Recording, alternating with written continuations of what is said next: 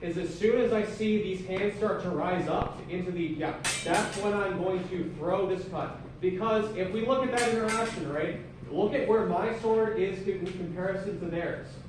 My middle or my strong is on their weak.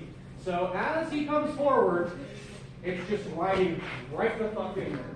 When I tell people what to think of when they're trying to do this action, as I've said to a few of you here, is just try to swat away the tip of their sword with the middle of yours.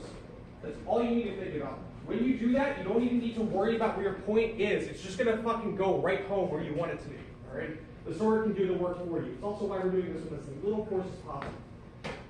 Just because you got the geometry, if you want to get into that complicated shit. Hopefully that helped. Yeah, great, awesome. Thank you, Connor. That was a really good observation. Any other thoughts before we move on? Anybody else had anything they'd like to add? We kind of already covered it a little bit, but I was noticing I did not have to step at all to get the return thrust. Yeah. Like they were just coming to me. Yeah. They're impaling themselves. Yeah, exactly. So, like when I was actually trying to do the steps, I would end up way past where I needed to be in order for my hit to land. Yeah. I ended up going like either hitting them with the cut or the thrust would go wide and just go way past. Right, and if we look at the books, right, the follow-up in both Body and Fury is when that happens, you just grab their hilts and then you retract your sword to free it. That's exactly what we see in the text. You get too deep, you need to constrain their sword for yours. So the next bit we're going to be doing is the exact same drill, okay? But this one can get a little bit finicky, and I'll tell you exactly the reason why. Like I said, I like to give away my secrets early, is because it requires a lot of committal, all right? And that's the scariest part about doing both of these actions, is you need to commit to them, all right? So, the break, okay? The break is a thing that, like I said, people make way too complicated. It's not that hard, all right? Trevor, if I can borrow you. Same setup. We have a defender, okay? We have an attacker. Now, as a defender, I'm starting in both of my two guards. I'm here, okay? Or I'm here.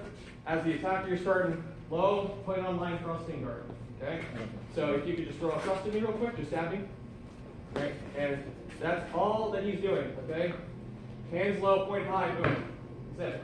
Now what I'm going to do, okay, is I'm going to try to bring this down to the other side. I want to put my point into the dirt next to his forward leg. Like so, okay?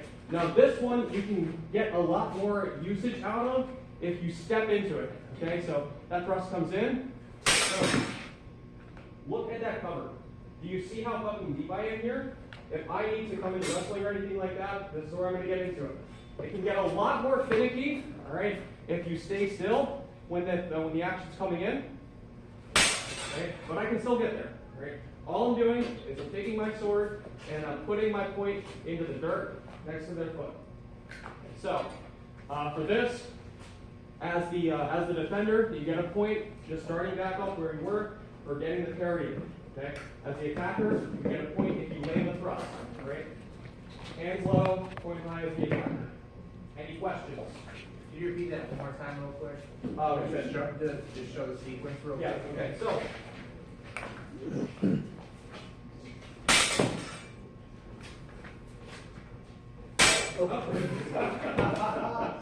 every once in a while. Yeah, no. That's it. One more time. Sorry, step on your foot there, buddy. It's okay. Good?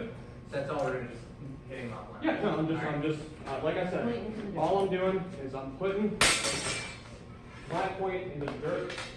Here's what. Okay, get to it.